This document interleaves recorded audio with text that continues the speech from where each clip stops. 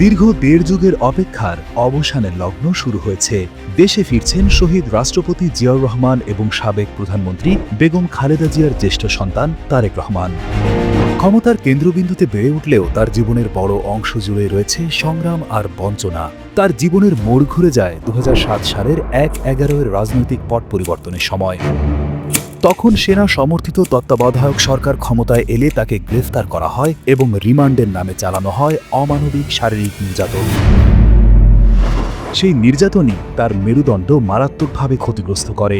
এই নির্যাতন তাকে শারীরিকভাবে ভীষণ দুর্বল করে দিলেও মানসিকভাবে ভাঙতে পারেনি।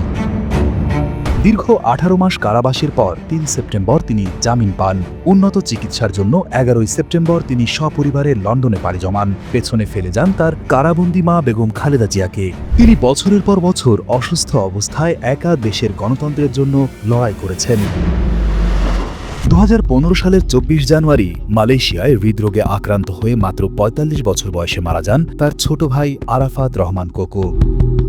প্রবাসে থাকায় এবং নিজের উপর আইনি খড়গ থাকায় তিনি ভাইয়ের জানাজায় অংশ নিতে এবং ভাইকে শেষ দেখা দেখতে দেশে আসতে পারেননি। ২০১৮ সালের ৮ ফেব্রুয়ারি বেগম খালেদা জিয়া অরফানেজ ট্রাস্ট মামলায় কারাগারে যান। গঠনতন্ত্র অনুযায়ী তারেক রহমান বিএনপির ভারপ্রাপ্ত চেয়ারম্যানের দায়িত্ব গ্রহণ করেন।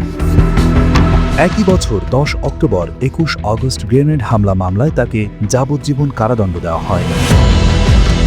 বিদেশে এই দীর্ঘ ১৭ বছরেরও বেশি নির্বাসিত জীবনে তার সবচেয়ে বড় শক্তি ছিলেন তার স্ত্রী ডাক্তার জোবাইদা রহমান।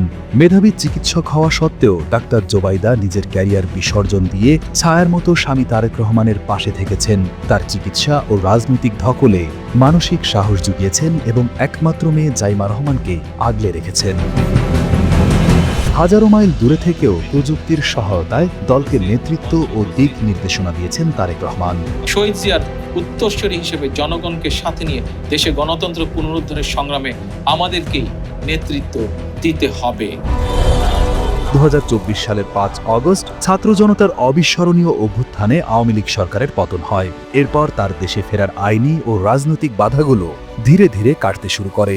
তার দেশে ফেরা কেবল একজন নেতার ঘরে ফেরা নয়, বরং এটি মায়ের বুকে সন্তানের ফিরে আসা।